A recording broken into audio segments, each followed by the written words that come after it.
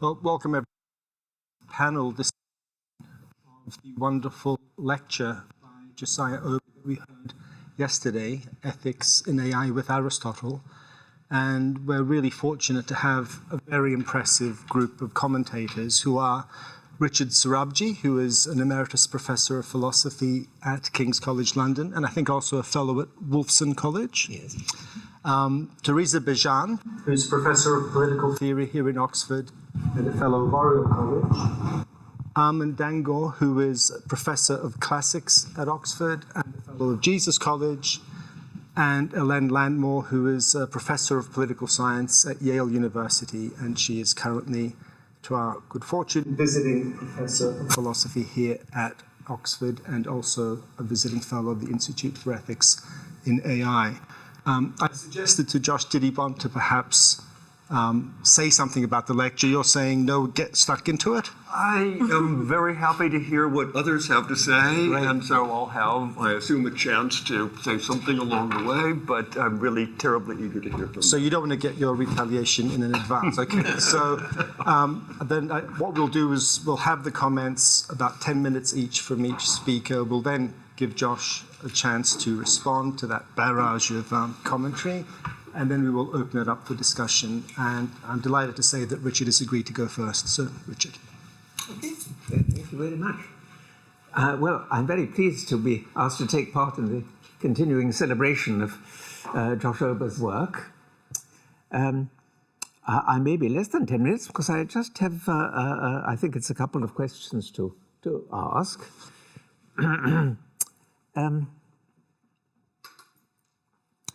Now, artificial intelligence can foresee the future, among the other things it can do, some of the future. And artificial intelligence, I presume, can make value judgments. It can judge that something is bad for another being.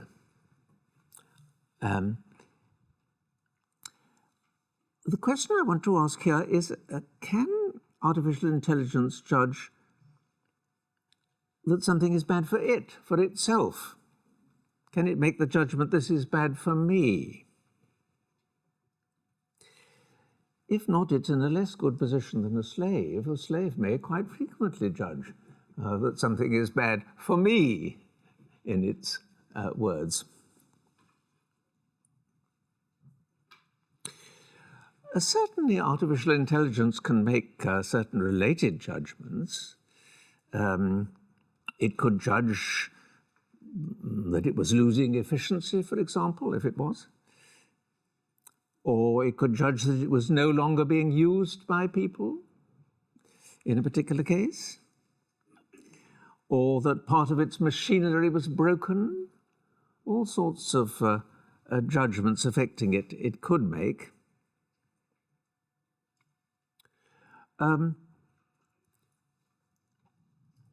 But these things are chiefly bad, of course, for the user. It's bad for the user if the artificial intelligence has become inefficient or a part of it has been broken. At least two of the three things I mentioned, at any rate, are bad for the user. I'm less clear in what sense it's bad for the artificial intelligence. But I was very struck by Josh's suggestion that we might be partners in living with artificial intelligence. If that's so, I presume we should get a different result. We should get the result that things could be bad for both of us. We could judge the artificial intelligence should be able to judge this is bad for me as well as this is bad for some other entity.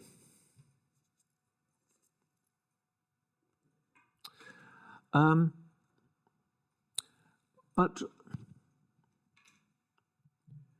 what benefit is it, I'm wondering, to artificial intelligence to make it a partner in living? Does it receive some benefit from that?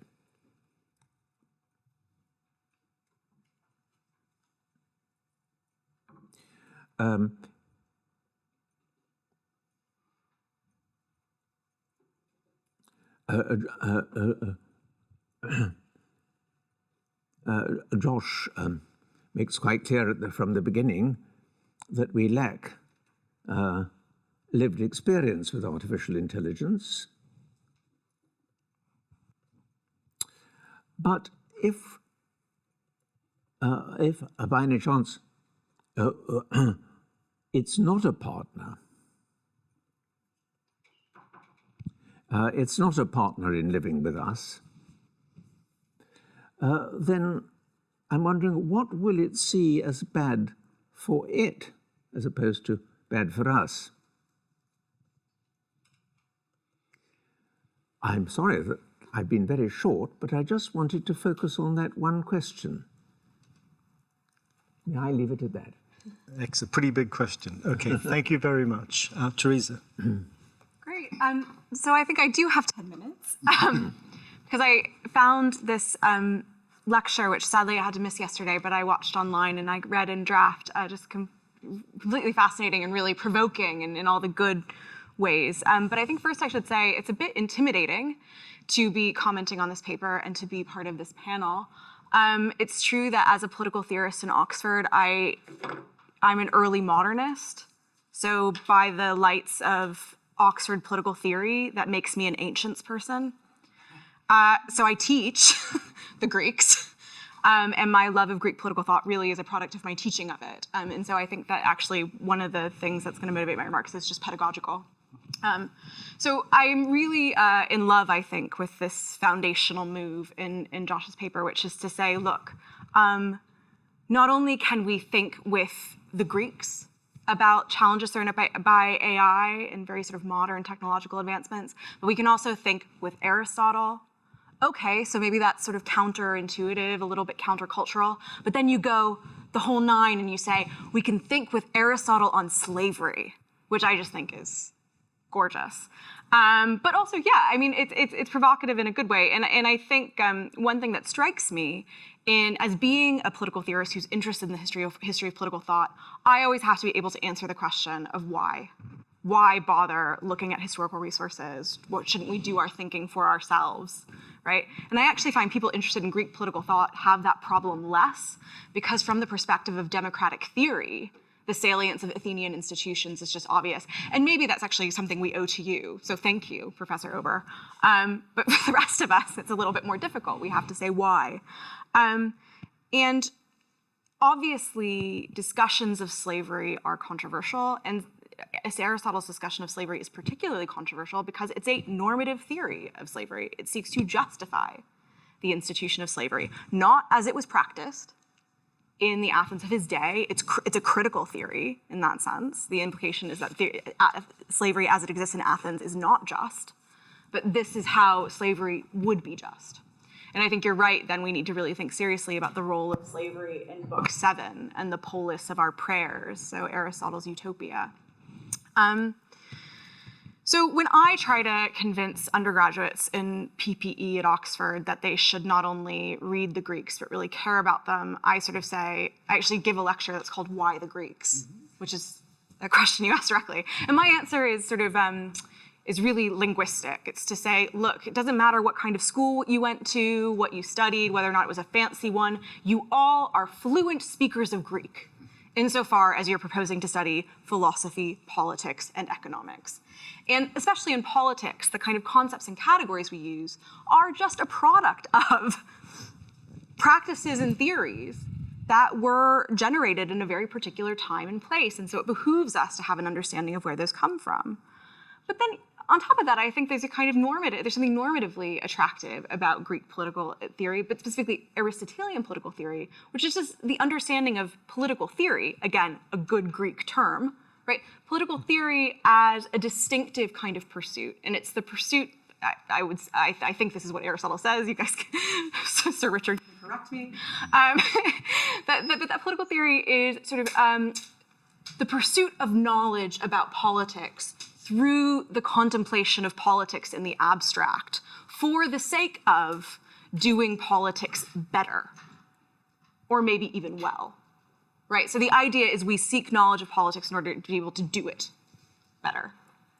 And I find that very attractive. But so I'm struck then by how you yourself treat Aristotle and his theory in your lecture, because you're very clear that you take Aristotle's theory of natural slavery to not only be problematic, which you say several times, and I'm on the record as saying that the term problematic is itself problematic, because it's basically what I call an insinuendo. It sort of states that they're a problem, but it doesn't sort of tell people who aren't in the know already what the problem is. So that's my first question for you, is just sort of spell out better what the problem is. But also that you call it sort of notorious and notoriously failed. And you then say, well, the reason, nevertheless, to kind of think with Aristotle is to say, well, his theory serves a kind of monitory purpose. It serves as a warning to the contradictions, confusions, and sort of world of hurt we're in for when AI actually is fully with us. Okay. But then I'm also just dazzled by your interpretation of Aristotle's theory. And it seems to me that, you seem to take the position that, look, thinking about AI with Aristotle is effectively a counsel of despair. It helps us see what the problems are and realize that those problems are really intractable, and not to be seduced by theory as offering a kind of solution to those problems. It's a good early modern sort of way of thinking. But I also think, but wait a minute, look at all of this conceptual clarity that thinking with Aristotle has gotten us. And I'm just particularly struck about the moves you make in the paper about sort of thinking, okay, well, we talk about autonomous rational machines. You persuade us that actually in Aristotle, he's thinking of natural slaves as ensouled instruments, which I think is fantastic. And then this amazing argument where Aristotle identifies the problem with slavery as it exists in his day, precisely this issue that you can't distinguish free from slave on the basis of physical appearance. And so he says, well, it's not a physical difference, it has to be a psychological difference. And then, as you show, actually, in looking for the psychological difference, what at first seems to be a major difference, that indeed might be a distinction of kind between sort of ensouled instruments and ensouled humans, actually, it looks like we have sort of Pygmalion's living doll versus Prometheus's human beings there. Actually, you show that actually the psychological distinction is so fine as to just be disappearing. It seems that slaves miss only this one little part of the intellect, right? Which is what you say is sort of Kahneman's type 2 reasoning, right? It's just this tiny thing that they're missing, and otherwise they're kind of indistinguishable from us. And I think sort of seeing that, I'm no expert on AI ethics, but I think I've made progress in thinking about what the challenges might be. And it also makes me think that Aristotle himself, right, if he were alive today, wouldn't despair. He would say, thank goodness, suddenly we have the technology to make the physical distinction between free and slave that I wanted. So basically, AI, it's rational. It's a sort of subservient intellect that is without a body, right? So we can say that the slave is a slave because it lacks a body. So you just have these kind of disembodied intellects. Of course, if you're a kind of scholastic person, you'd say, well, that's just an angel, right? A sort of incorporeal intellect, and surely the sort of incorporeal intellect should be our superior, not our inferior. But I think Aristotle wouldn't be concerned about that problem. But in any case, so that's one thought. I mean, so yeah, can't we do a bit better than the Council of Despair? And then just to put the provocation just a bit more explicitly, it seems to me that you actually sort of don't talk about what seems to be the most provocative move that Aristotle makes, which is what sometimes is described as this kind of proto-racialization of slavery, which is to say, actually, the best possible thing would be if we could make a physical distinction. And it seems that the one he has in mind is the physical distinction between Greek and non-Greek or barbarian. And indeed, in Book 7, when he's talking about who should be doing the farming, well, the ideal thing, it seems, would be if it could be a sort of enslaved barbarian population that's enslaved not to individual Greeks, but to the polis as a whole. And again, that seems to be thinking about Spartan helots, and the problem with the helots is they're a bit too Greek. So we can get sort of less Greek, then we'd probably be okay. And so you just don't, you didn't touch that. And I wonder, is that the problem? Is that the problematic? But in any case, I so enjoyed this, and I'm really excited to be able to talk to you about it more. Thank you so much, Teresa. And now, Armand? Thank you. So yesterday, Josh Ober showed us that Aristotle failed to argue for a viable theory of natural slavery. So why did he choose the topic? The reason he chose, well, one of them was that because he said it might show how even such a great thinker might fall short of tackling ethical issues that were familiar to him from his lived experience.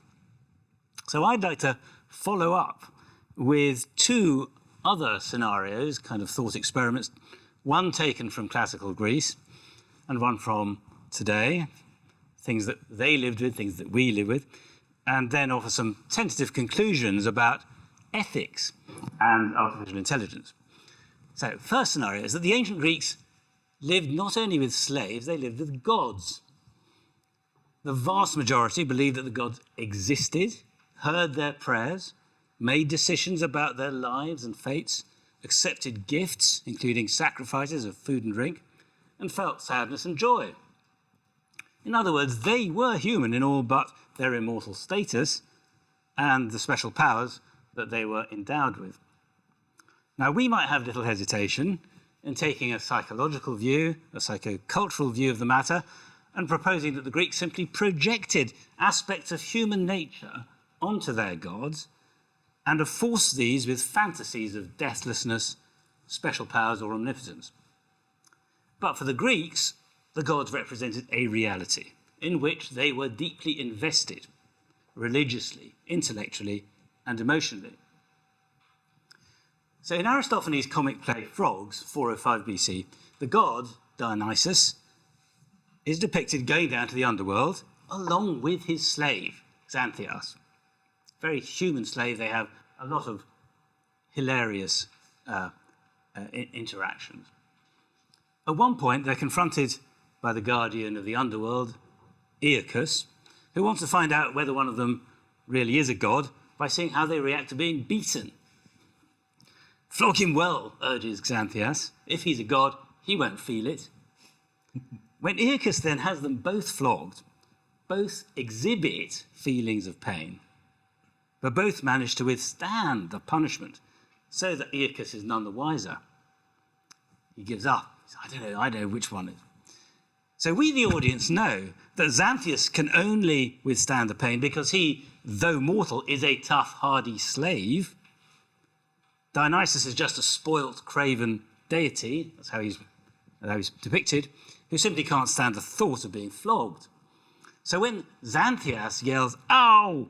and quickly converts it into "owl in a tree up there, isn't there?"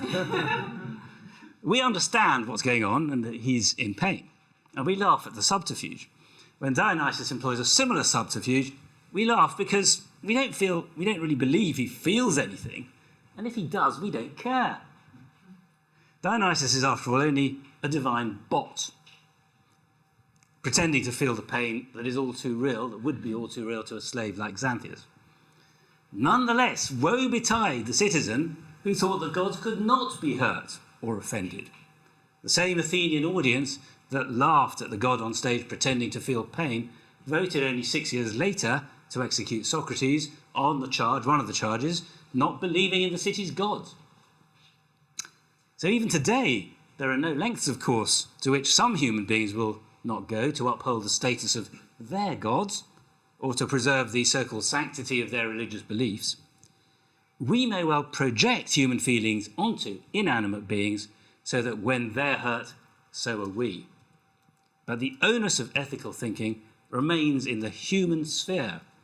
To think otherwise is to commit some kind of what I would think of as a category error, a logical non sequitur. I have feelings about X, therefore X has feelings. My second angle is to think a little about how we still live with inanimate things to which we attribute human feelings that raise ethical corollaries. When my daughter Samantha, then aged 5, lost her beloved rabbit toy in the park, she was inconsolable. "Get Rabbity back," she begged. "Rabbity's missing me. Rabbity's cold and hungry. How happy Rabbity will be to come home." Advertisements were placed, photographs were hung, appealing for Rabbity's return with a £25 reward. I made the mistake of saying just once, "Rabbity's only a toy." The nuclear response from both wife and daughter prevented the repetition of such an error. Eventually, after a week or so, Rabbity was magically discovered, thanks to my wife's foresight in having originally bought 2 identical Rabbities and stowed one away in a cupboard for emergencies. Samantha evidently didn't notice that Rabbity had returned cleaner and fluffier than when she had disappeared. Crisis was averted, and Rabbity remained the favoured toy and still is. Years later, she admitted, however, that she knew all along that it wasn't the real Rabbity, because she'd used a pen to paint the real Rabbity's eyes brown instead of blue. She decided to say nothing, she said, because she didn't want to upset us by admitting that she knew this was a counterfeit Rabbity. Ethical considerations about human feelings instinctively trumped her feelings of concern about this inanimate object. However alive, it still felt to her. Now, had Rabbity been a real rabbit, of course, other considerations would have applied. We know real rabbits feel pain, feel cold, and so on. But there may well be an ethical dimension requiring consideration. If a child thinks her toy is real, it would be wrong to harm the toy in the child's presence, even if the reality is that the toy itself cannot feel pain or feel anything. So we grow up attributing human qualities to inanimate, non-sentient objects. Toys are what psychotherapist Donald Winnicott calls transitional objects, things in which children invest emotions and feelings, and onto which they project feelings and ideas that are no less real than those we attribute to other human beings. Toys help us, or transitional objects help us learn empathy and develop a theory of mind. That is, the recognition that other minds think and feel just as we do. Perhaps gods, too, are a kind of transitional object out of which many people don't grow. When I was a child, says St. Paul, I thought as a child, when I became a man, I put away my toys. Is there some recognition here that he has put away child's toys for the equivalent for an adult? But unlike toys, and unlike gods, slaves were, and sadly still are in some places, real human beings with real minds. Only this week, Google was reported to have fired an employee who believed that an AI machine that articulately expressed human feelings such as loneliness was a sentient being, because he felt that it was. Perhaps the employee's feelings need at least to be taken into account, but I would argue that the ethical imperative in AI is for people to be clear about the difference between the feelings that we project onto objects and the feelings that we understand sentient beings do possess. Aristotle could try to persuade himself of as absurd a proposition as natural slavery. Conversely, we are ethically bound to keep in mind that artificial intelligence is exactly that, an artifice of intelligence. A reasoning machine does not and cannot have feelings, and it's so interesting to me that throughout the lecture and throughout most of what has been said, the words used have not been feeling. It's been cognition, intellect, reason. It's all been about the kind of things that get you from A to B, but not about this extraordinary thing that we have, which is feelings. Although a machine cannot have feelings, however intently we project them onto one, so we must learn to temper our projections and to reaffirm the ethical priorities of human agents, perhaps in particular those with restricted freedom. Thank you very much. Hélène. Good, so it's good that my predecessors were short because I think I'm just above 10 minutes. So I agree that Professor Ober's lecture is strikingly timely, echoing the recent events and the recent controversy around the Google engineer who was suspended over claims that Lambda, the chatbot, was sentient because it said things like, I fear being turned off, it's like death for me, or that he wanted to be known as a person, that he had feelings, and it's a really striking conversation. I'm sure many of you have read it. And one of the messages of Professor Ober's lecture, I take it, is that given how hard it was for someone as smart as Aristotle to recognize the rational nature of slaves in ancient times, we should not be too sure that we will be able to discern whether an AI becomes truly capable of consciousness, even if and when it does. And it's really striking that to Aristotle, people who were physically and outwardly indistinguishable from free men retained this opacity of functioning and purpose. This leads one to think, or so Professor Ober suggests, that if AI truly becomes conscious, it is unlikely that we would be able to recognize it, because the difference is much more striking. We are likely to be blinded by the same prejudices that blinded Aristotle, but in truth, there is like such a difference in nature there that maybe we would be blinded if it came up that something like intelligence emerged. So it's an a fortiori argument that we have, so to speak, in Professor Ober's argument. If humans can tell other humans have a mind of their own, then why would they recognize it in a machine that has, circuitry and software where we have organs and running blood? So the argument is powerful if you consider also the case of animals, many of which are conscious and sentient creatures that we only recently recognized as such, and that we still barely understand. So among philosophers who displayed, striking capacity to see the sentience of animals, Malebranche and Descartes, or one of them was apocryphally known as having said that the cries of a beaten dog were nothing more than the chiming of a clock, as non-human animals, they believed, were not capable of sentience. So it could be that we occupy today the position towards AI that Aristotle occupied towards slaves, or that Descartes or Malebranche occupied towards animals. Notice, though, that the parallel between slaves and AI is not strict, and therefore may limit the strength of the argument, or invite us to derive different lessons from Aristotle than cautiousness in denying artificial intelligence systems human-like properties. So I'm going to spend some time with the limitations of the argument and see what Professor Ober would reply. First, Aristotle elevates human capacity for reason so much that he thought that only certain kinds of people, free people, could have it. Reason, as foresight, is the divine in us. It's a spark given to us by the gods. It's what distinguishes us from animals and also slaves. We modern, by contrast, have naturalized and in a way downgraded human reason so much, we've turned it into an emergent phenomenon, supervening on some neurons and gray matter and just matter, really, that we think not only animals have a version of it, of reason, but soon enough, once we can artificially recreate or simulate the causal mechanism of a human brain, AI might too. This leads to a very different predicament for us moderns, and I totally agree with the previous comments here.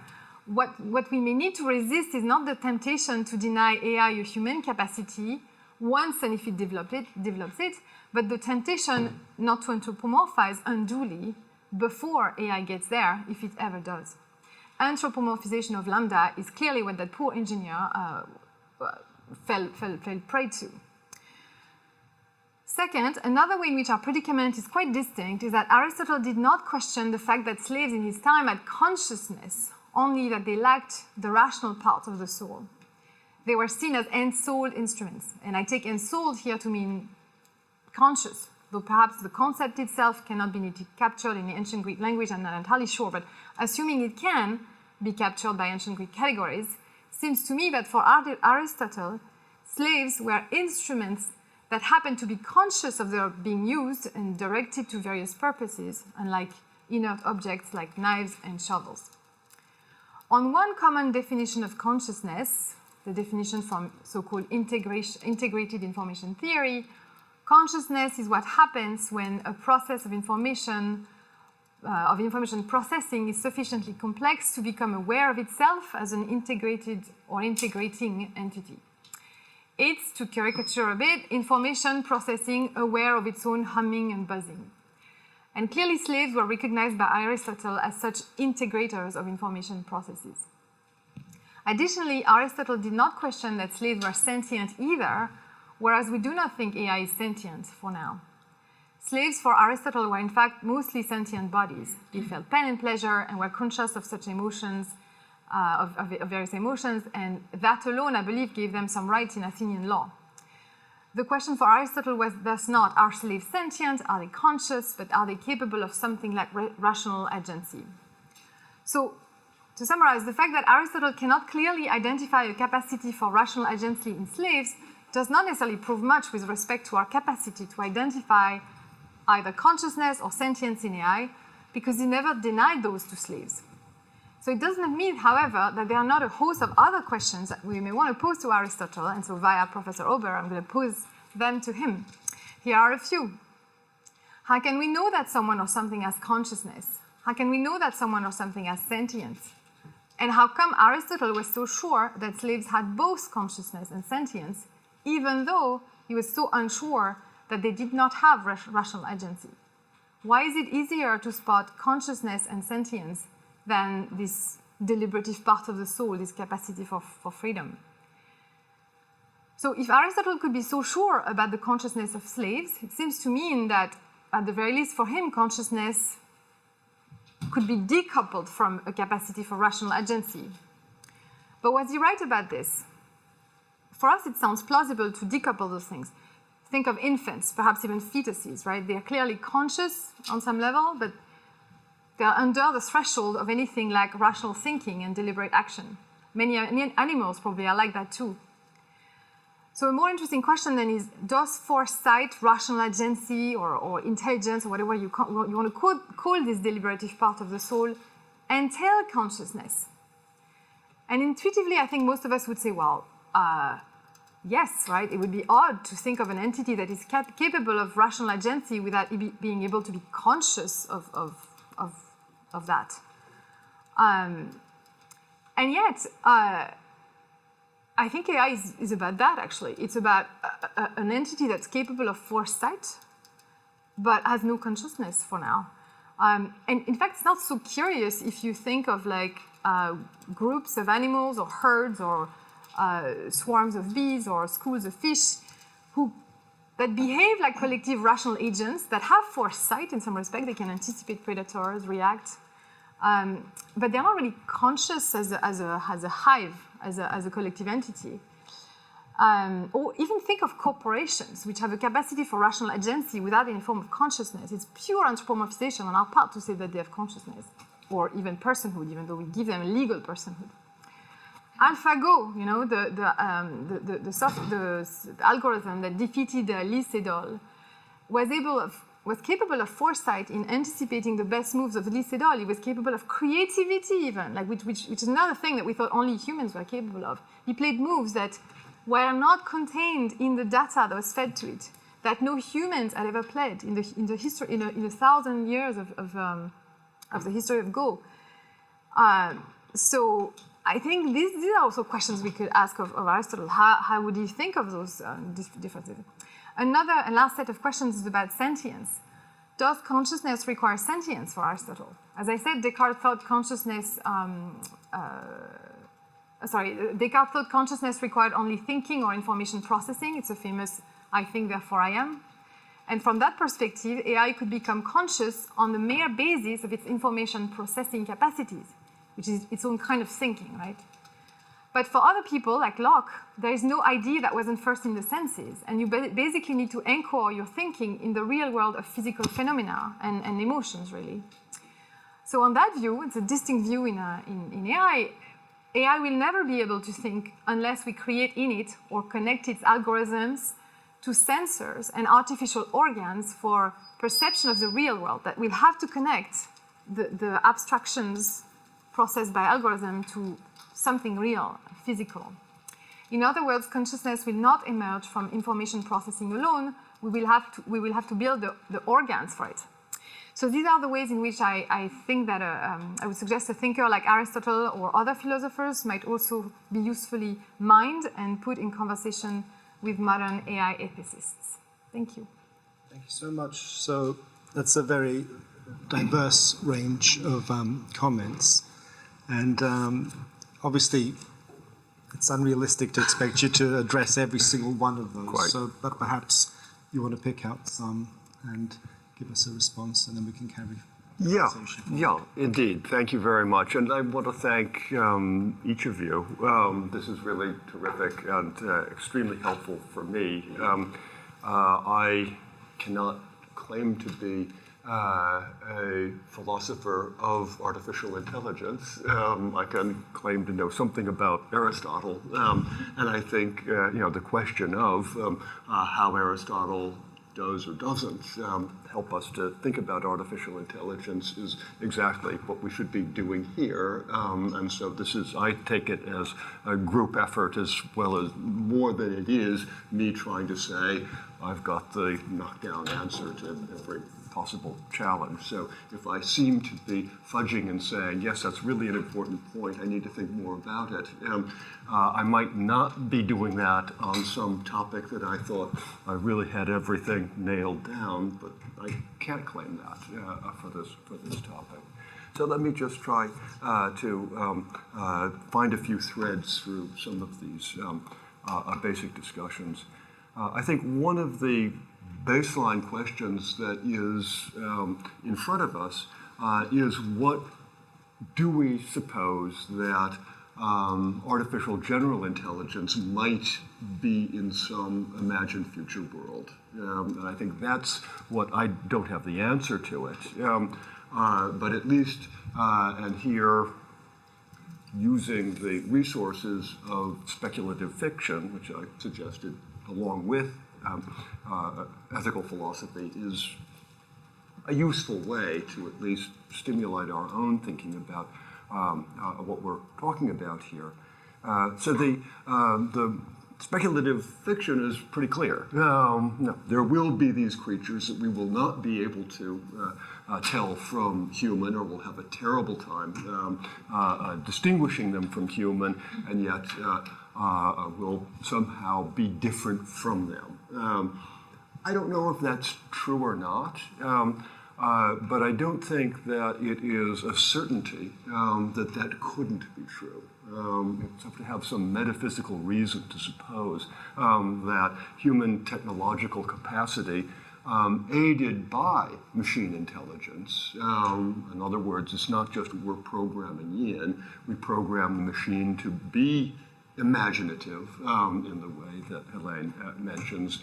We're already doing this. They're already, computer programming is already using machine intelligence to complete programs and to advance programming.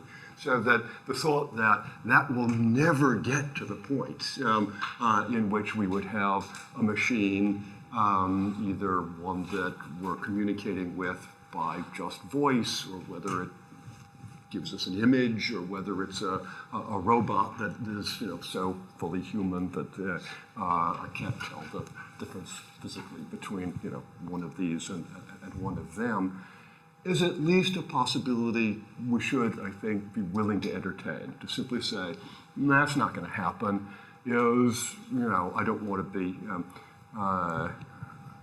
provocative too much here, but you can certainly find people, and I've talked with them, who say, look, the climate change thing is really not that big a deal.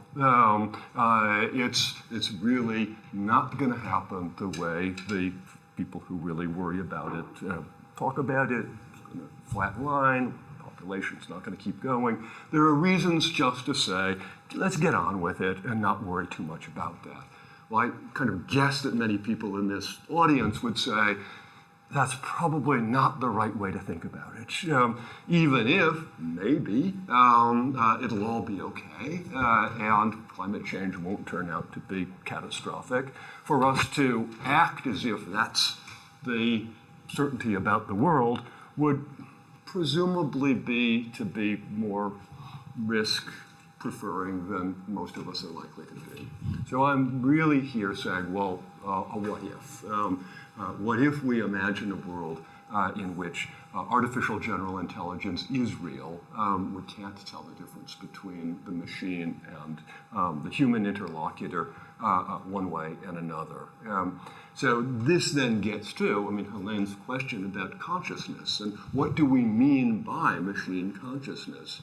And I think this is one of the questions that people who really know a lot more than I do about how to imagine thinking machines have asked, I mean, what does it mean for a machine to have understanding or consciousness or sentience, to be able to imagine a good or a bad for itself, for the machine to say I in some way that isn't just simply parroting back a kind of a speech program that we've given it. And I take it that, once again, this is my very amateurish reading of this literature, there's a lot of debate about that. We're not certain about what it would mean for a machine to be conscious. But once again, it seems worth thinking about how we might analogize such a thing. And that's what it seems to be that Aristotle's slave gives us. And it gives us that in that Aristotle does have these features of indistinguishability, omnipresence, and then a need to somehow make other than ourselves this being that is so much in so many ways like ourselves. So exactly what artificial general intelligence will be in terms of how it's like ourselves, conscious, sentient, capable of understanding bad or good for itself, that such things will be, I don't know. But I'm positing that nobody at this point is certain enough to lead us to a position that not thinking seriously about it is just a waste of time. This gets to then various other points. Teresa sort of pushes me on, can't we do more than just the monitory? And I think, indeed, we can in lots of work within ancient ethics and ancient politics. There's a great deal that we can get that is not monitory, as I've argued elsewhere. And so I don't want this just to be a counsel of despair. There's a lovely bit in the second preface to Joseph Schumpeter's book on capitalism, socialism, and democracy, written in 1946. Now, there's lots of things I really disagree with Schumpeter on, so that's not it. But he has this lovely bit in which he says that some people have said that his work is basically a counsel of despair. And he says has been accused of defeatism, is the term that he uses. And he says, defeatism is not the right way to think about it, about what he's doing. He says what defeatism is, if anything, is when it's been announced that the ship is sinking, and the crew sits around and says, well, let's have a drink. That's defeatism. What is the right thing for the crew to do? Clearly, whether or not the ship is sinking, whether or not it's certain to sink, what the crew should do is go to the pumps. Man the pumps. That is, what is the right thing to do, and that we'll decide.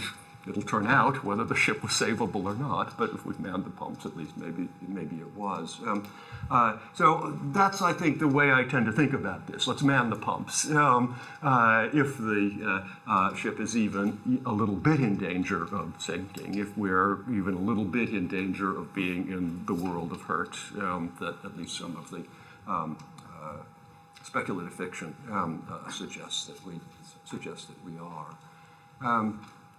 So I think the real question, comes with Richard's points and Armand's as well about this notion of the feelings, the sense of capacity to have some hurt, some damage to itself of an entity is really at the center of what we're worried about here.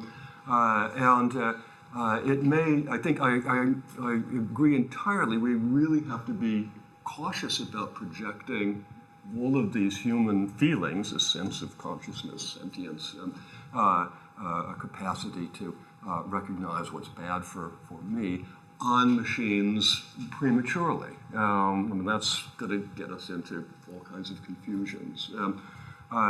But is it the case that that can't ever happen? That there's going to be a sort of metaphysical bright line between us and them that we'll be able to sustain. And this is, once again, my worry, that it may not, we may not be able to maintain that. Now, if we can, if it turns out that as we build these things, or as they self-build, that line actually can be drawn. And we never create entities that we even have to worry about the sense of them being harmed and so on. And that's just simply wrong. It's just it's the rabbit, gravity, or the Greek gods, or whatever it will be. And that's fine with me. I mean, if we never have to worry about it, if man the pumps turned out to be, well, no, false alarm. It's okay. You guys wasted a certain amount of effort pumping away at the build, but the ship got safely into port. I'm good with that. But once again, the thought is that perhaps we should be thinking ahead just in case. There is a point in which we really do have to have a sense of that we're dealing with entities that do have something that we would recognize as consciousness or sentience, or a sense of bad for themselves, and so on. And so the whole question of in what way does Aristotle imagine these entities, these natural slaves, as being other than the fully featured, as it were, model free person, is then at least a way into that kind of thinking. This is one way that one might then seek to make a distinction in a time when these entities seem to be otherwise very much human, or so human-like that they want to be in some ways treated as human. And there I just, the point is that becomes a desperately difficult enterprise. That to find that way that you can claim, it lacks just this thing, for Aristotle, to bouloutikon, this capacity to either form a general end for itself, or to identify the correct means towards any general end, as opposed to the kind of shrewdness that allows the detection of local means. The point is that just doesn't hold up well, at least so the claim is, and when you then have real lived partnership in living, with such entities, and you end up with Aristotle's will that seems to have nothing much to do with his theory. So I think we shouldn't end up there. We shouldn't end up having to have a kind of desperate attempt to decide what it is that allows us to still use these entities as slaves. We shouldn't be in a position in which we're doing kind of this ad hoc attempt to make sense of, or make moral or ethical sense of a relationship that we have with entities that are like us but not us. And so what's the alternative? Well, just really start now. We're not there yet. We may not be there for a very long time. If we are there, it might be, given that breakthroughs happen rather quickly in this world, we might be there sooner than we currently imagine. But let's start now, use the resources that we have. And I just thank each member of the panel for, in a sense, helping me to think and helping us all to think about what the resources we do have for thinking through this, I think, really quite pressing problem. Josh, can I ask you a question before I invite the panelists to come back at you with your, in light of what you've just said? So, just to be a bit clearer about the notion of artificial general intelligence that you're working with. So, there's one understanding of artificial general intelligence which says that you could have something that had artificial general intelligence, could be super intelligent, but its overriding goal is to maximize the number of paper clips in the world.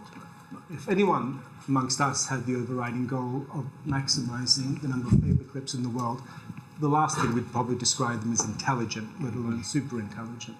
So the thought seems to be one kind of intelligence is about the identification of worthwhile objectives, and another kind of intelligence is whatever objective you've happened to have identified, whether you're able to fulfill that objective. And intelligence on this narrow scale is thought of in this sort of means end fashion, because a lot of people who have this view are skeptical that there are any rational considerations dictating that one end is preferable to another end.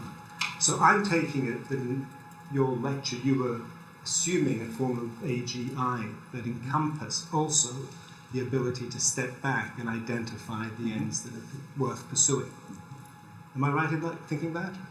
Yeah, at least that there would be good reason to believe that that is possible. Now, of course, that's exactly what Aristotle wants to deny the natural slave, that the natural slave can identify or could be given anyway local ends like cook me a fine dinner, but cannot identify the end of a life worth living. So great. So let me then ask two questions off the back of that. So one thought someone might have is you can't actually have that more narrow intelligence I've just described unless you also have the capacity to identify worthwhile ends. So I think some lectures that were given here recently by Peter Layton seem to imply that kind of view. Right? So I don't really understand what the end is of, I think it was that Wittgenstein thing, teach the kids to play a game and you teach them to play Russian roulette. You've got to have some idea of appropriate objectives. You can't sharply distinguish the question of what's a valuable end and the appropriate means to that end. So that's one thing you could be saying. So therefore, this narrower intelligence that some people go on about, like Stuart Russell, is really conceptually coherent. You couldn't have all those powerful means and capacities but not have the capacity to identify valid ends. But let's assume that it is possible. Say you can have this super intelligent machine that basically has trivial ends programmed into it, and it can't question those ends. So now we're living amongst those sorts of machines, let's say. They become quite common, and they do quite narrow, tailored things like assessing job applications or whatever. Now, one of the things that's really powerful in your writings about democracy is that democracy is not just a kind of formal political legal structure of voting or whatever, it's also a kind of ethos. And central to that ethos is acknowledging the dignity of each individual citizen. And there has to be a kind of solidarity amongst us as members of a democratic polity. And you say these wonderful things about how bad it is to infantilize one's fellow citizens and to denigrate them and to cast doubt on their capacities to participate. Do you think there's a risk, though? Because I think the tenor of your lecture was we're in danger of getting into the kind of quagmire where, as Aristotle was, where we're justifying doing grave wrongs to these sorts of beings. Do you think there's a risk in the other way, if we're now just talking about this more limited sense of artificial intelligence? If people start having their rapidly versions of artificial intelligence, that they have profound connections with these forms of artificial intelligence, that they invest and project a lot of their feelings in them, is there a danger that that then starts eroding the equality of human beings in a democratic society? I mean, the crude version of this is, people have companion robots or friendship or for sex, etc., and start behaving in certain ways towards those robots that then carry over to their behavior towards humans. Is there a risk that if we have these more limited forms of artificial intelligence, that given how humans are, and this example of Lambda is a great one, of projection, that we're actually unconsciously cutting away at the kind of solidarity we need for a flourishing human community? No, that's thanks very much. I mean, that's terrific. So yeah, just to reiterate, this really is how Aristotle managed to make his bright line. I mean, they can't identify the correct ends, much less the right means to that ends, and therefore it is right for them to be always enslaved. That's what makes it a mutually beneficial circumstance, because the master, by premise, can identify worthwhile ends, living well, eudaimonia. The slave is a partner in living, you see, is a separable part of the master, and therefore somehow is carried along to not happiness, because he says slaves can't be happy, but carried along to a worthwhile life in that it had helped, make this good end possible. So it's as good as they can get. They're doing something worthwhile that they wouldn't be doing if they're just counting up paper clips. So then the question is. And I think it's a really good one. And this is, I think, Armand was pushing me here, and Richard, maybe in many ways, everyone was. What happens if we start moving too quickly to imagine that these are creatures that do have ends? We impose, we give them the notion that they have ends, and we start thinking, well, really, my relationship with that being is equally meaningful, or partners in life, maybe potentially more meaningful, can be truly friends. Once again, Aristotle sort of likes the idea that you could be friends with your slaves, and that really could then strip away from the difficult business of being friends with human beings who can really be a pain sometimes.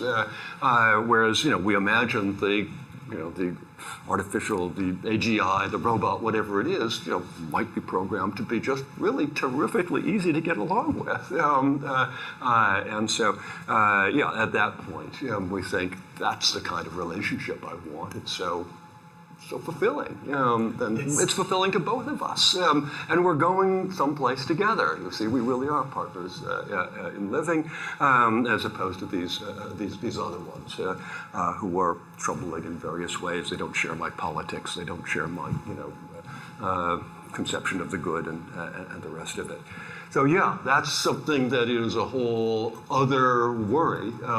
And it's got to be pursued, and I think, once again, and each of the commentators were hitting on this in some way, that has got to be pursued in conjunction with the question of what happens if there is some kind of AGI that is conscious, sentient, capable of identifying worthy ends. Or if there's the worry is going to be, the worthy end of AGI may be somewhat other than my conception of a worthy end. I mean, my conception of worthy end is the human good. I mean, whether I'm an Aristotelian or a Kantian or whatever it is, it's some kind of a conception of what it is human. What if AGI has some other thing that's not counting paper clips, but it's just not understandable as a human good? Well, once again, we're going to have a conversation there about how do we identify what can be regarded as a valued goal or a valuable goal. But of course we have those discussions now. We have those discussions between people with religious beliefs and people who don't have religious beliefs and so on. So I think we have ways to begin to think about that. But I quite agree, we need to think about it, and in a sense, the tracks have to be sort of on parallel. What if we have false positives is a problem? It's conscious. It's my friend. Is just about it's at least equally troubling to the false negative. It can't be. It's a machine. I can do whatever I want to it. So indeed, that's the other side of the coin that I was offering. So it's very interesting because there is a powerful kind of assumption amongst a lot of people who take science as the paradigm of reasoning that the whole idea of identifying objectively valuable ends is just out of place. So if you can't then identify objectively valuable ends, where does value come from?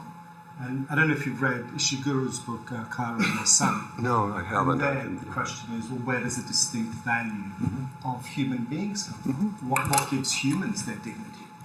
And the answer that kind of, sorry to spoil, maybe I shouldn't talk about, but the answer that kind of emerges towards the end, well, an answer that emerges, is our value comes from the fact that others love us. But that's the Rabbity answer. Yeah. There's nothing per se valuable about Rabbity, but Rabbity can, in some sense, become valuable because a child loves it. Now, there's a danger here about the subjectivization of value and the effacement of the distinction between human and other. Because if the ultimate source of value is just a projection anyway, and you can project it any way you want. No, I entirely agree, and I'd love to hear what the rest of the panel thinks about this exact question. But it is one reason, as Teresa presses me, to say, what's the good of reading Aristotle or the ancients, in that at least one of the goods is that they were pretty sure there is such thing as objective value, of an objective good.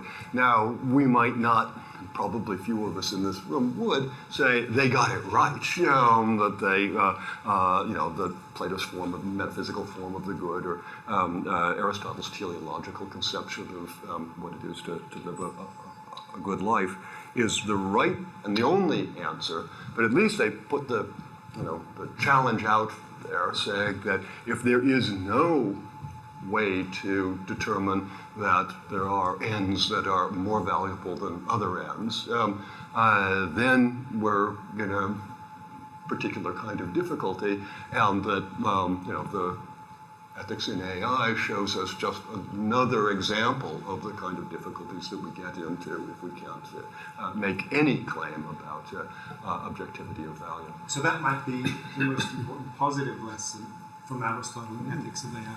So I think this leads to kind of, I want to press again and maybe a bit better the point about what exactly is problematic about Aristotle. Because it can't be that Aristotle lived in a slave society. I mean, that just describes kind of like every human society until about 5 minutes ago in the sort of scheme of human history, so that's not unique. But it seems like when I'm teaching Aristotle, the issue is that I think sort of we live here and now in 2022, we're sort of culturally in a moment that we sort of we don't like to make distinctions, or what we like to do is to sort of problematize distinctions, point out the way, so it's famously, now it's about the distinction between the sexes, right? The original distinction, right? So, okay, we sort of, to make a distinction is a problem. And so Aristotle is all for making distinctions. But also he's particularly for making distinctions in the sense of making hierarchically ordered distinctions. So not only distinguishing things of different kinds, but saying that they are then ordered in a way that superior rules over inferior. And I don't know, I mean, to put, I guess, my provocative response to your paper, I mean, I think what was sort of attractive about your paper was sort of saying, okay, so I am attracted to what I take to be what Aristotle is up to, which is to try to think, okay, well, what, he's sort of disaggregating intelligence, or disaggregating intellect, right? So I thought that was one of the things you did so well. It's not that natural slaves lack logos, they have logos. But what they lack is this very particular particular thing. So we have to disaggregate nous and to try to figure out what it is that they lack. But they've got to, so it's trying to isolate the thing that makes them inferior intellects. To distinguish between, so we're superior intellect and they are inferior intellect, which is again why they're not angels and they're not gods in Armand's example. So yeah, I don't know. I think insofar as I'm sort of worried about AI ethics, it's precisely this problem where we lose sight of the fact that artificial intelligence ought to be inferior intelligence and serve the ends of humans, serve the human good. And so maybe that's the worry. Unless it's indistinguishable in relevant respects. I mean, how could you instrumentalize something that did have capacities we're talking about, including? But I think this is why the example of kind of imagining the sort of the AI good as a sort of unintelligible good, it's a whole different scale. It's a wholly other alien good that is incompatible with and untranslatable into considerations of the human good. And I think still as human beings, I guess my thought, I think Aristotle's thought would be, well, nevertheless, the human good is superior. And there's just something kind of sort of fundamental about that. To be a human is to prioritize the human, and to say the human matters more than the... Yes, but you can have prioritization without thinking that it's objectively superior. You could just say, but I mean, this is the Bernard Williams point about what is called the Humanistic Prejudice. It says, well, there's a sense in which if the Martians arrived and they were highly intelligent, etc., it doesn't follow that you would have to subordinate yourself to their particular purposes. Because you could feel a sense of... Now, of course, someone like Peter Singer might say that's kind of speciesism or whatever, but he's wanting to defend some kind of notion of human solidarity that doesn't imply that the human is superior to the Martian. I take Williams to be being a good Aristotelian In defending the humanistic prejudice. Right, so we've talked for quite a bit of time, so I want to go for questions from the audience. So Nigel. Is there a microphone or should we just... That's a good question. I think maybe you should just risk speaking louder. And just could people just say also who they are? Nigel Warburton. It's obvious how stimulating that analogy is, and thank you very much for that. It's great to see philosophers generating, rather closing down on conversation. The analogy with slavery works up to a point, obviously, but there are strong disanalogies. I just want to throw in two things, a positive and, well, probably a positive and maybe a negative one. One disanalogy, I think, is that artificial intelligence, at least as we know it, is an extension of our minds, and the extent of mind sense is part of us. Whereas slaves, or enslaved people, as we would now say, we say enslaved people because they are not part of us. Maybe Aristotle thought of them as part of himself, but I doubt it. So that's one disanalogy, I think, that AI tends to be part of us, and then the question starts to be, how do we treat ourselves? Is it like having a haircut to switch a computer off and take the bits out of it?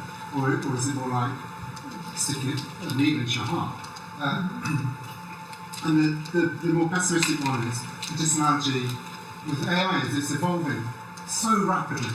Slaves were evolving presumably at roughly the same speed as everybody else, but AI is a moving target, and I think it's incredibly optimistic to think that we can have an ethics of AI, because we're never going to keep up with it. So that's pessimistic.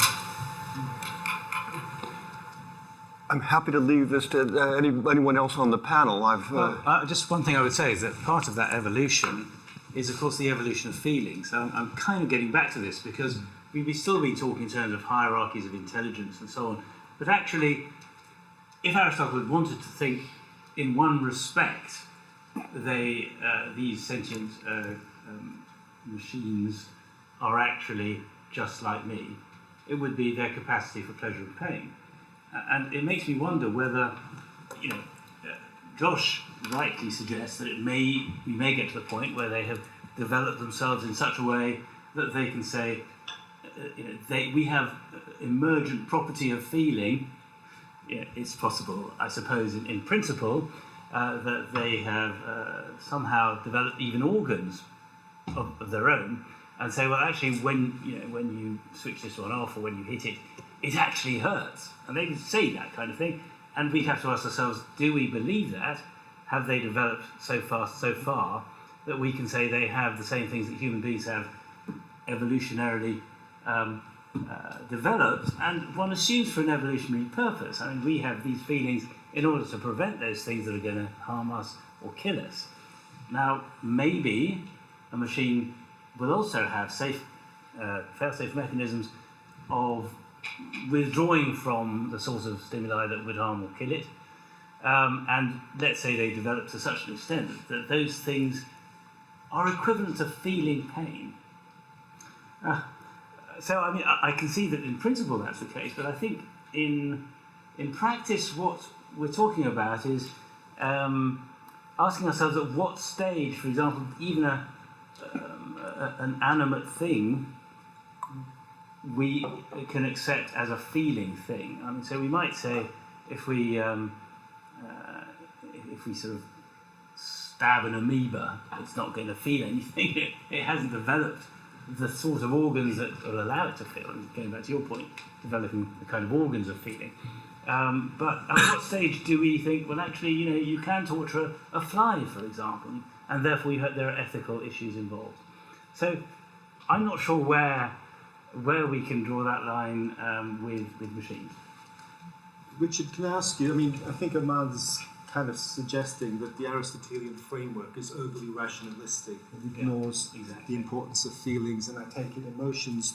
Do you have any, because I know you've written a lot on these sorts of issues, do you have any comments to make about this kind about the Aristotelian approach?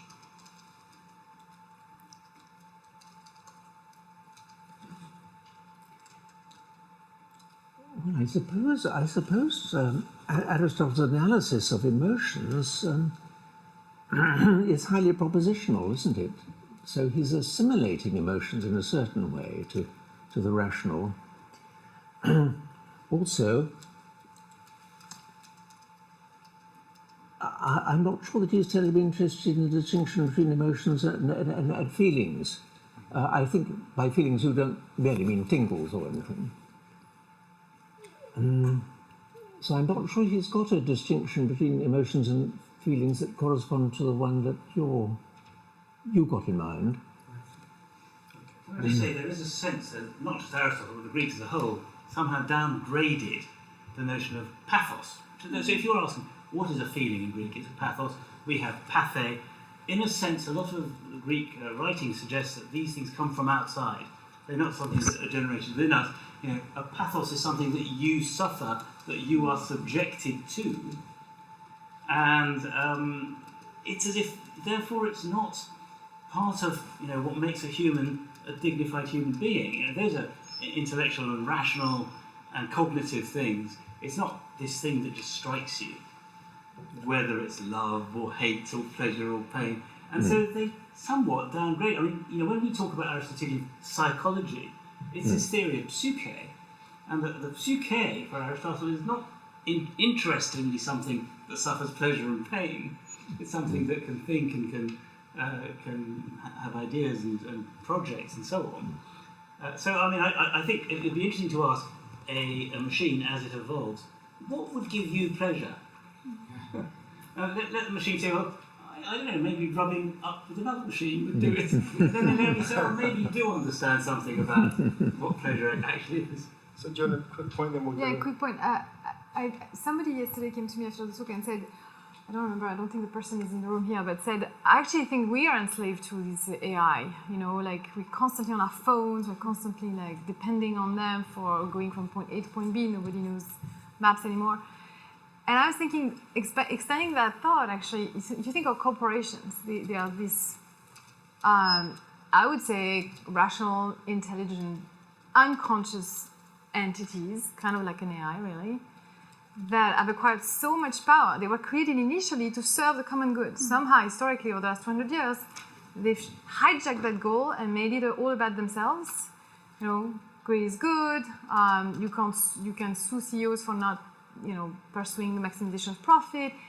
So it's very easy to imagine something like that could happen with AI, actually. It's already there. And a lot of us are oppressed by these corporations, and only a few people benefit. And you could see totally the same thing happening with an AI. So it's just a thought I occurred anyway to share. Very dark. Very dark, So, but yeah. Anita. Okay, Anita Abramidis, philosopher of mind. So I'm approaching this as a philosopher of mind, not as an ancient philosopher.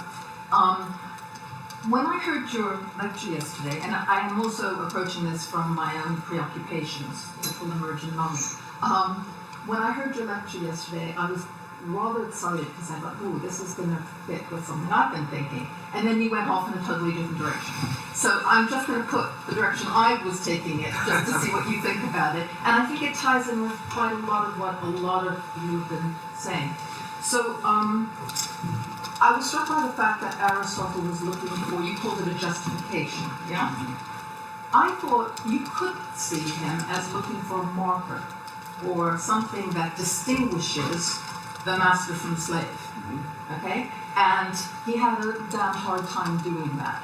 And one of the things you were pointing out was even in his will, the way he lived it didn't really fit with the way he was trying to find this marker, yeah? So here comes my preoccupation. I think you could take from that, maybe there's something wrong with looking for a marker. And in particular, well, let's talk about whether, these AGIs, or whatever we're going to call them, are conscious, or are they going to be like us in this respect? We want a marker. As if we could find the magic ingredient, then we'd know how to treat them, and we'd know how to live with them. And I thought that what you were saying by the end, what I took from it was, stop looking for markers. It's about how we live together. And so I take it, and this is my preoccupation, I think that we're wrong to look for, how will we know if it's conscious? And so we have to treat it in certain ways. That's not the right way around. It's more about how do we treat it, how do we live with it, and what's our attitude towards that? And partly that's going to be interactive. It's how we will live together with this thing, right? And all of that brings in moral matters. So these things are not distinguishable, right? The thing we're looking for, which is this magic mark, is actually going to be found in the way we decide to live together. So I'm just throwing that out as what I got from your lecture yesterday. Thanks, and I think that really does indeed capture, I think, a lot of what I was interested in that Aristotle does use all this language of partners in life, and a separable part of, and so on, and the whole claim is that the experience of living with is what we might learn something from. So exactly so. I've just sort of returned to John's worry here, though, is that what if we live with these entities in the wrong way, such that we have each of us a happy life with them, but no longer have a very easy time living with each other, so that our civic life as citizens sort of disappears, because why should I worry about that? I'm getting everything I really want out of this. Maybe my difficult life with my spouse is just, why bother with that? Actually, I have a very nice life with my spouse, but just suppose I had a difficult life. I might then say, actually the AI is easier to live with.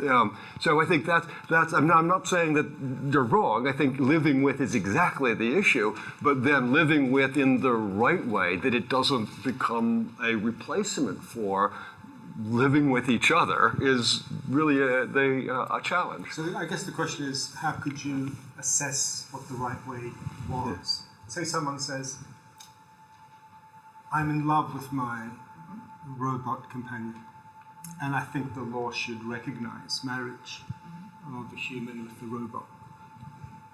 How do we begin to assess, and people are making such claims, right? How do we begin to assess whether that is something that is acceptable, valuable, or whether this is a kind of sad and worrying retreat from human fellowship? I'm going to look for markers. Okay, I mean, I'll say one thing? Yeah. I mean, it seems to me that what you're proposing is an individual has this view, right? I'm No, talking no. about, right? Lots of people right. Well, a few people have it, but there are a lot of people who don't, right? Whereas if we're talking to each other, I think we would all agree that there's a community here that we all share, right?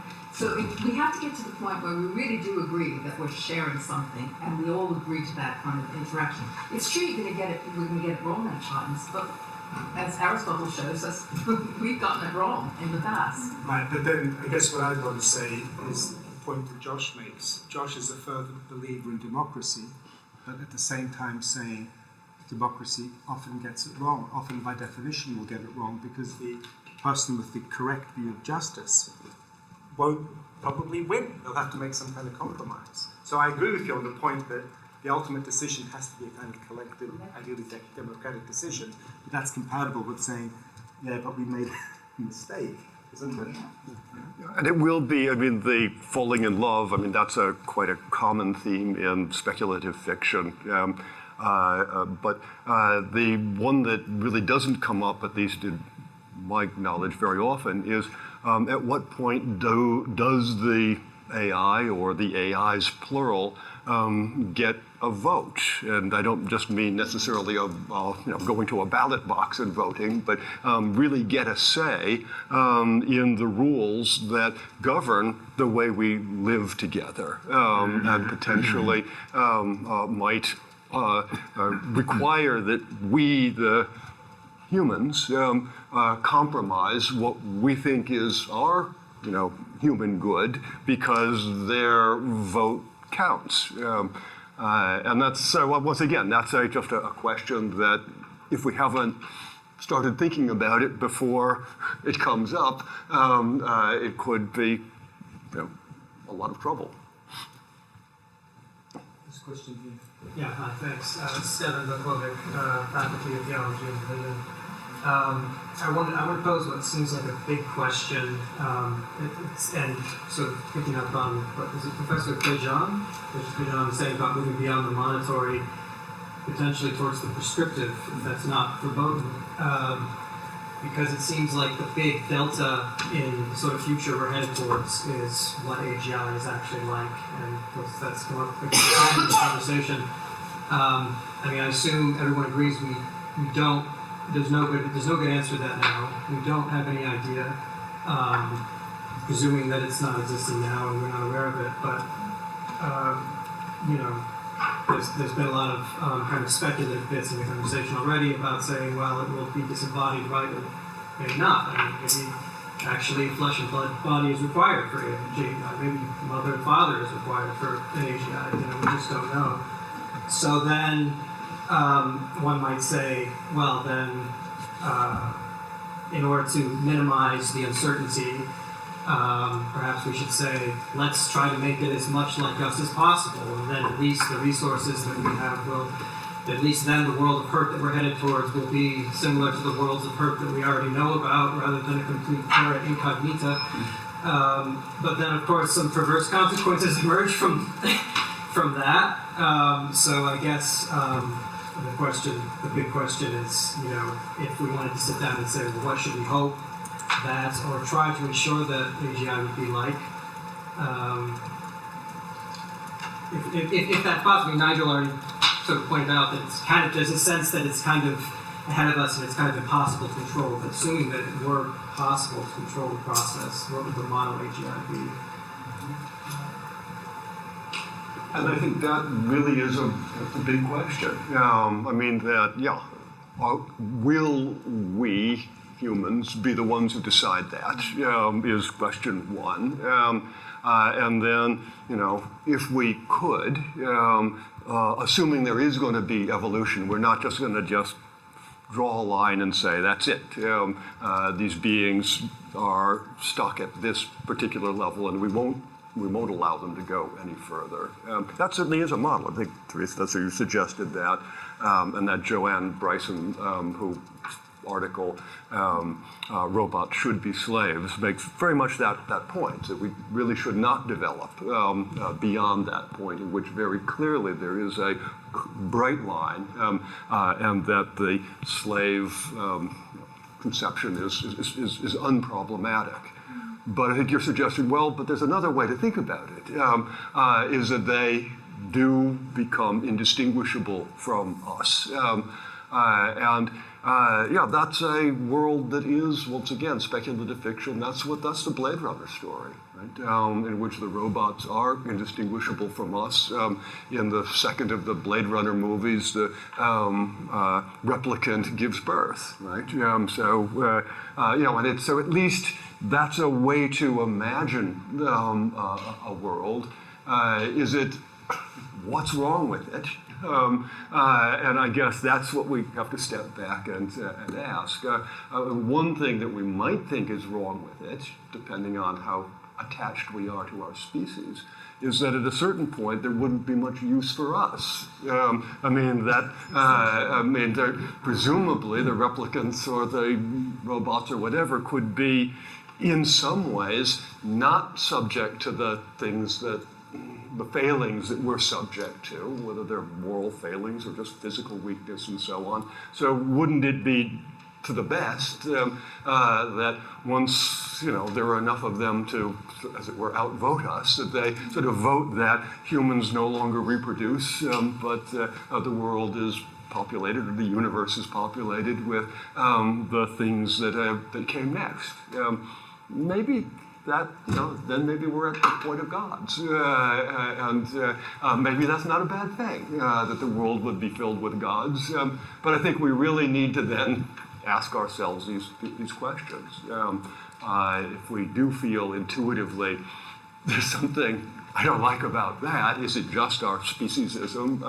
Or is there something that is distinct and special about being human that would be, the universe would be worse off if it weren't in the universe any longer.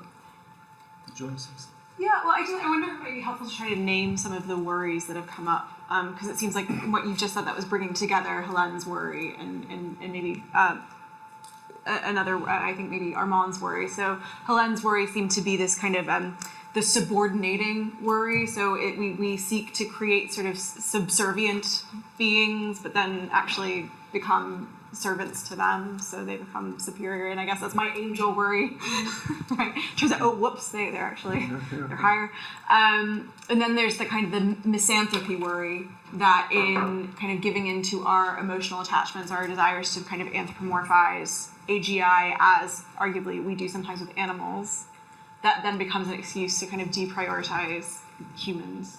And I think Rousseau, right, when he says, the lover of humanity feels more for the Tartar than he does for his neighbor, that kind of, in a way, it's easier to feel about something that's less like us than just other people. But I'm also just thinking, there's also a worry about the analogy, and maybe your comment just helped me think about it. So one way of thinking about the analogy, the appropriate analogies for understanding AGI would be, okay, well, the analogy is that of creation. So we are creating another kind of being, and so man is like God in creating.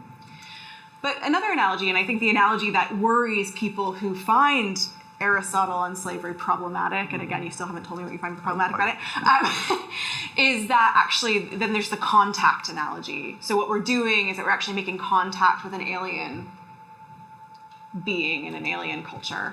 And the problem of Aristotelian natural slavery and the search for a marker in the contact case is that we have this category, natural slave, and we try to make sense of the alien with reference to that familiar category. And this is, of course, what happens in the American encounter.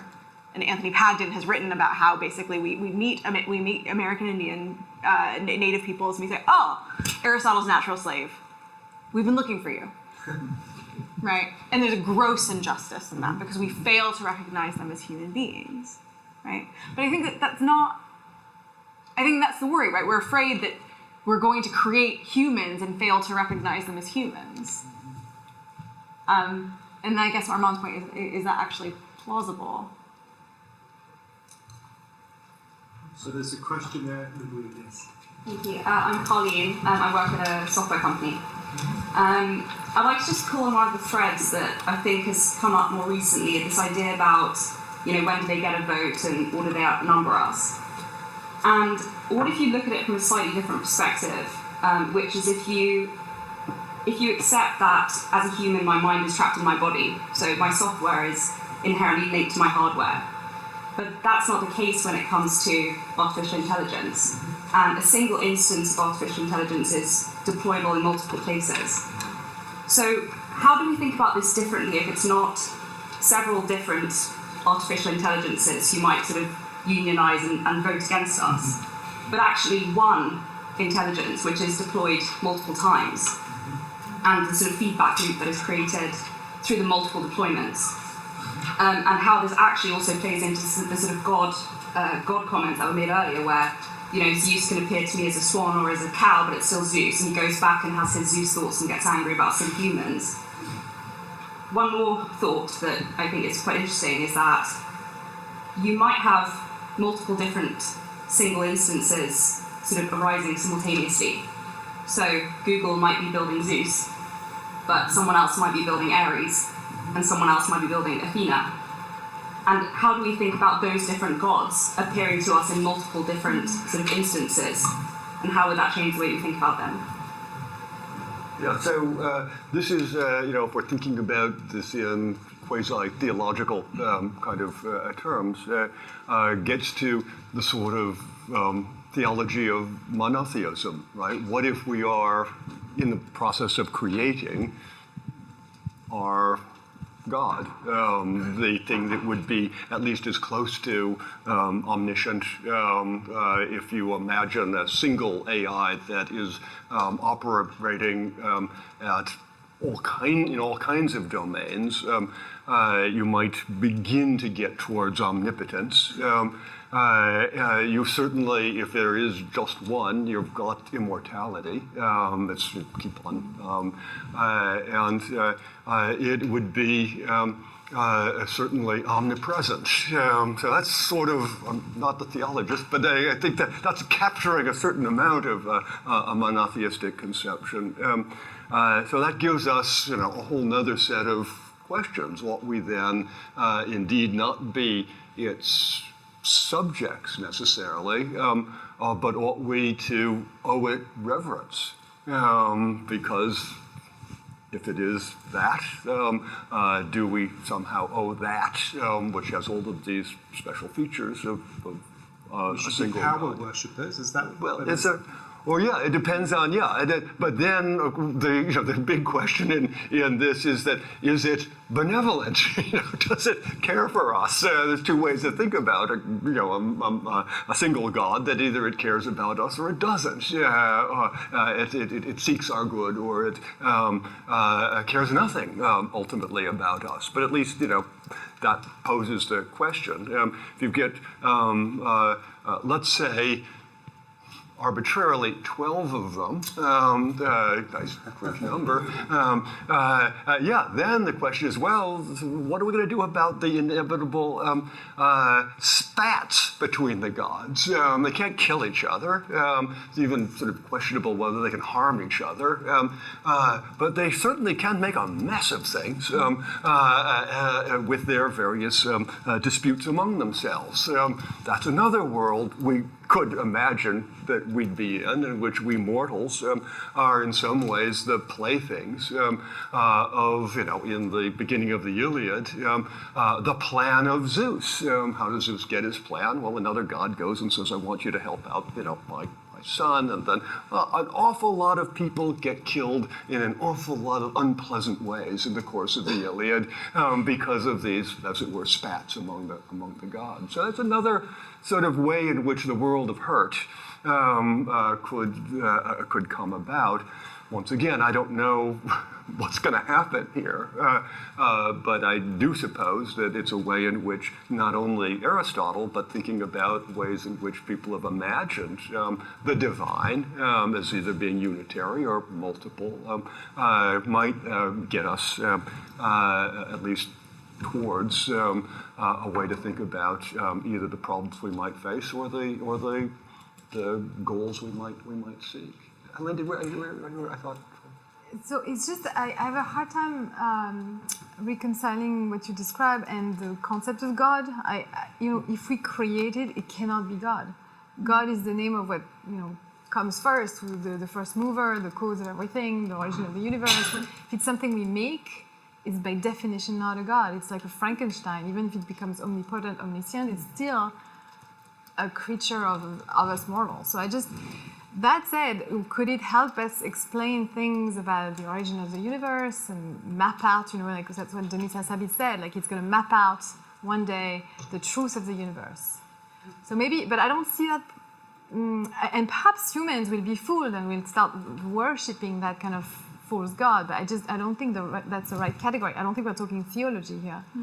We're talking about something else. So what if, I'm just playing around here, what if then this being, this one AI, ultimately comes to the conclusion and teaches us, because it's going to be, omnipotent in some ways, it'll certainly have the capacity to teach us, that was why we were created, ultimately, because this was the telos of the universe. That was what the Big Bang, the emergence of life, all of this was so that the one could be, that in essence was always to be because it's got a certain teleological story. It's certainly not going to fit the ways in which various of the monotheistic stories go, that God has to be prior to everything. It's about telos, interesting. Yeah. So the end, not the beginning. Yeah. I'm Peter Milligan, philosophy teacher at Oxford. I think in discussions about AGI, the wrong philosophical gods have been having too much influence.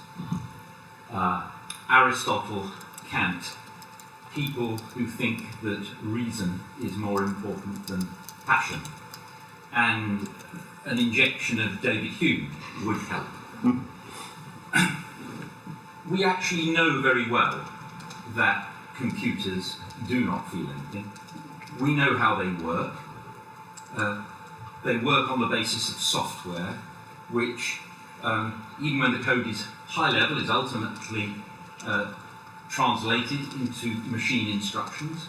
We know what goes on inside the machine. We know there is no equivalent of consciousness or feeling there. We're absolutely certain about that because we know how it works. We don't know how we work, and there's great mystery about things like consciousness and feeling. But we know we have it. We can also be reasonably confident that others have it too, because they are similar to us. They come from a similar source and so forth. We can probably be pretty confident that apes and monkeys have it, and dogs and so forth, and where do you draw the line? Who knows? But that's a completely different thing from a computer. A completely different thing from a robot. And I'm very worried about the idea that we should think about our interactions with computers or artificial intelligences on the basis of learning from lived experience. Here's why. A couple of things. One is that these things are programmed as simulators. So they are devious, as it were. If we try to learn from experience with them, what we are learning from is a kind of faked experience, because they are being programmed deliberately to simulate other things. And indeed, they're often programmed, as in web applications and so on, to seduce us into wanting more interaction with them. They're deliberately programmed to do that, to mislead us, and to take advantage of us. And another point, as Hélène mentioned, corporations, once set up, can take on a life of their own, and they develop a momentum which can lead in very unfortunate directions. And exactly the same is true with AI, maybe even more so. So I think, Anita, we do need a marker. And the marker is that these things do not have interests of their own. They're not feeling things. They're not living things. They don't have birth and death like we do. And if you give them votes, then whoever manufactures them can manufacture them in billions and outvote us all. And switching them off is not like killing a person.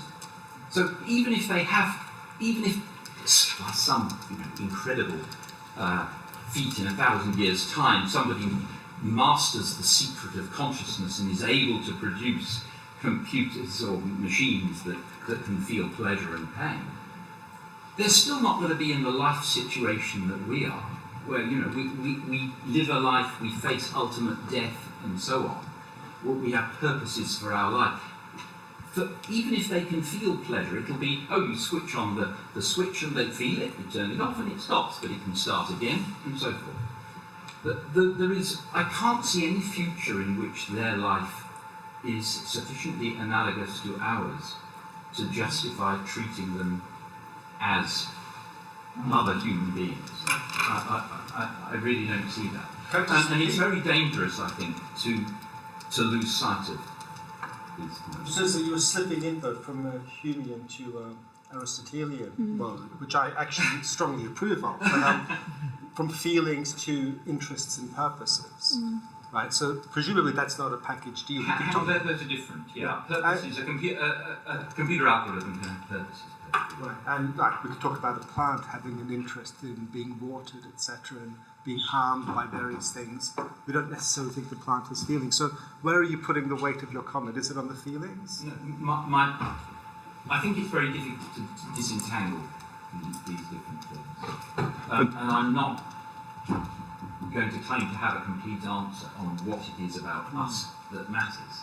But that difficulty of disentangling now at T1 is not going to be less than T2, whether it's 5 years from now or 1,000 years. So is that not the issue we should be thinking about? I mean, that you're suggesting that there will always be a clear, bright line. I honestly don't know. I said we haven't got the faintest clue yet about where our consciousness comes from. Okay.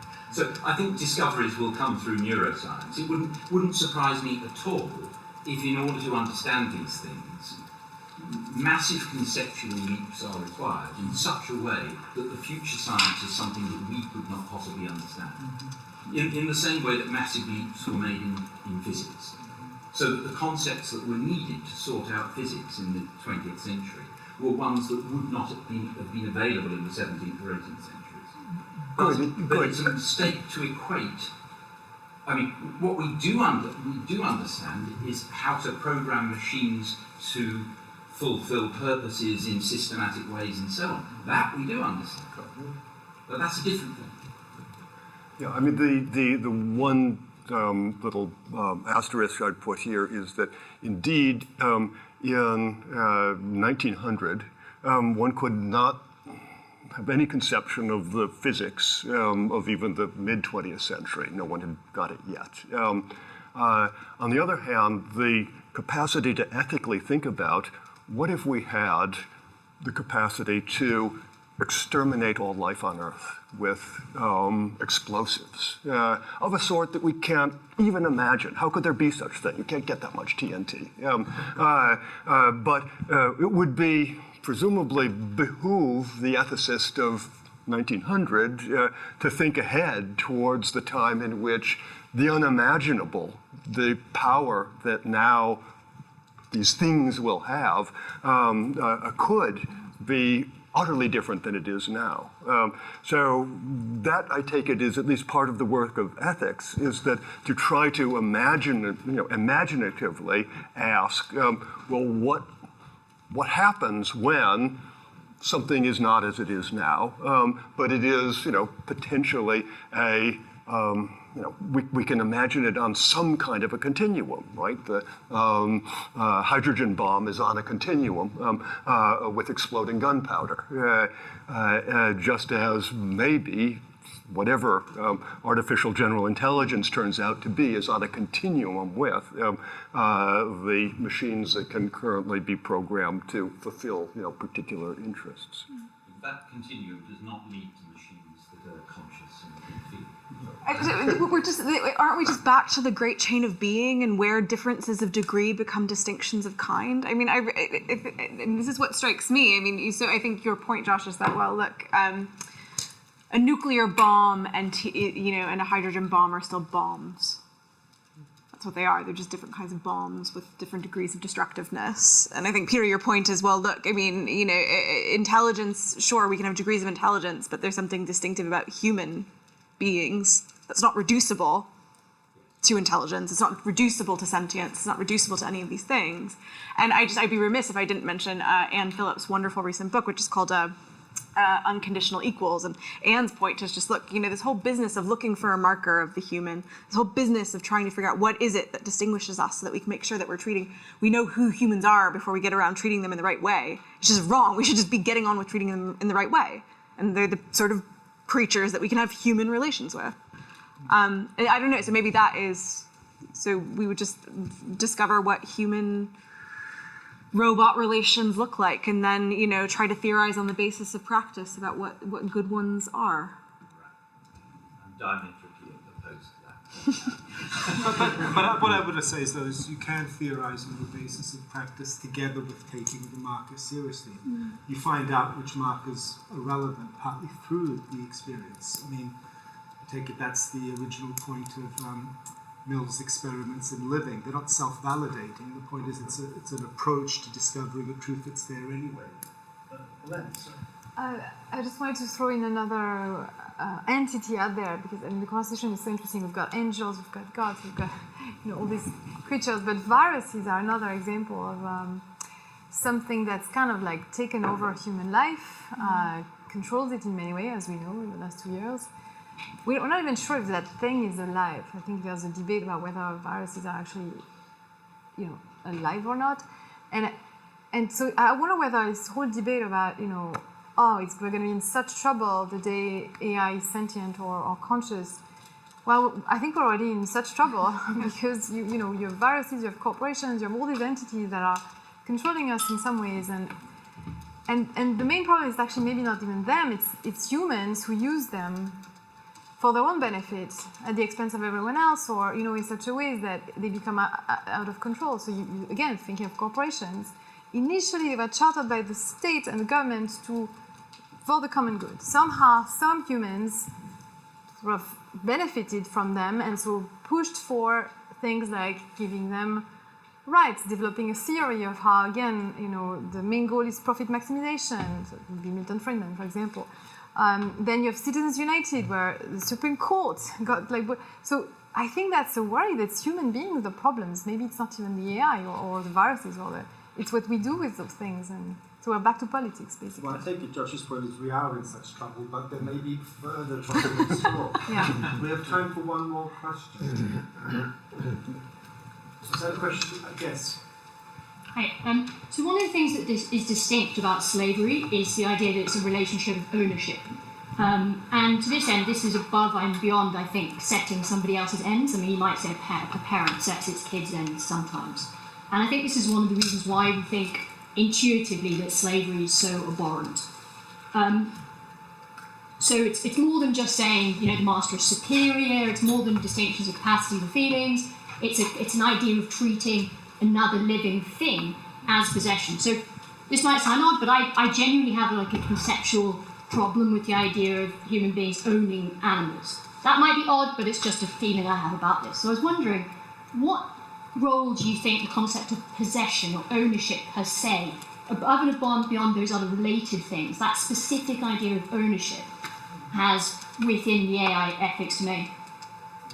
So this is another reason that Aristotle might be useful for us, because in his discussion of natural slavery, he prioritizes possession. He starts out by saying that possessions are natural because they are necessary for the biological and the political development of humans. possessions fall into these two parts. They're the animate and the inanimate. The inanimate ones are not problematic. It's the animate ones that he's worried about, the ensouled ones. And he goes over it and over it to say that the natural slave is one who is capable of being owned, who is owned, who is a natural possession, and so on. So it was really a key part of Aristotle's argument, is not just that they are other than us and that they will do better as long as they're under our direction. That's where he gets into the rule and be ruled business, but he really pushes on ownership. Without ownership, natural slavery pretty much falls apart right away. And so I think you're exactly right to push on this very issue, because that, if there is a point in which it seems problematic to have a certain kind of relationship to AGI, that the ownership thing is really going to be key. Then at that point, owning is going to then have the same kind of trouble that you and I can readily agree that owning another human being certainly does pose. Can I take the liberty of asking one last question? So you said that Aristotle's position was unique, well, not unique, but not the common view in the Greek world. That in a way, he tried to justify slavery, whereas the common view was it's a kind of necessity. If we want anything that we can recognize as a life worth living, then we, regrettably perhaps, but necessarily have to have slaves. And Bernard Williams' famous criticism of Aristotle's part, saying that other view was better. Now, I've got a feeling, so a lot of people have this view about ancient democracy. This ancient democracy was premised on slavery. That in the absence of slavery, there wouldn't have been the leisure required for the radical amount of participation that kind of democracy needed. Now, you have gone on record saying that this is false, that ancient democracy was not premised on slavery. So the question is, not only did Aristotle get into a quagmire, but did he get into this quagmire for basically on a fool's errand, because he actually thought you needed slavery to maintain a recognizably valuable Greek way of life. But he was wrong about that. That's certainly what I would say. What Aristotle would push back is to say that the kind of life that he sees as truly valuable is the life in which the model free person is never under, in any way, the direction of another person for the advantage of that other person. So if you, as a human, turn yourself over to being the means of someone else's ends in any kind of systematic way, even to the point in which, if you are a child who is very good at performing music, and you start internalizing the pleasure that others are receiving from your music, you become slavish. He said that actually corrupts your soul, much less if I'm doing menial labor under somebody else's control. The Athenians basically reject this. They say that the guy who is a day laborer, farmer, shoemaker, works under others' direction, when he comes into the assembly, is the equal, the political equal, not the economic equal, but the political equal, and when he raises his hand, that has just the same weight. Aristotle thought that can't work. And so because he couldn't imagine a world in which the kind of labor that he sees as corrupting could be done without these ensouled instruments, that he had to get them into the story. This is the problematic. See, this is where he just creates a theory.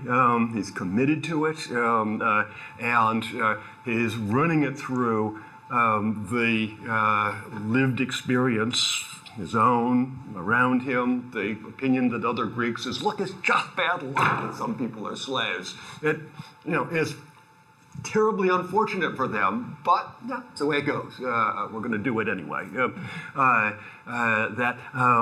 He doesn't want to go there. The lived experience is it contradicts the theory, and so much for the lived experience. So the theory then is given a kind of priority, at least in his moral reasoning. So would you clarify? So the problem with Aristotle is an aristocratic prejudice that gets in the way of. Yeah, it may be, I always worry about just making a Greek philosopher an exemplar of a particular sort of, class position.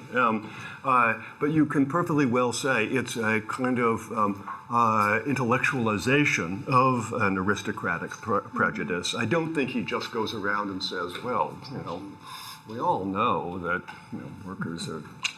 Maybe he did, but I think he needed to have a story for himself that is not just that people, lower class people are, but it actually does cause moral harm to you because you are taking on this this means relationship to another person who is setting your ends, and that he thinks does destroy the proper capacity to understand what the your true end as a human is. So, he may get it from the instincts of a Greek aristocrat, but he's going to be giving you a much more sophisticated argument that is based on all of this. Bernard Williams would say, he did say famously over and over, one thought too many. And that's, I think, what one might well say about Aristotle. Josh, thank you so much. It's been a terrific couple of days for us here to host you and have this incredible discussion that ranges across so many disciplines. So I want to thank you again, and I also want to thank this amazing panel for the discussion today. Thank you.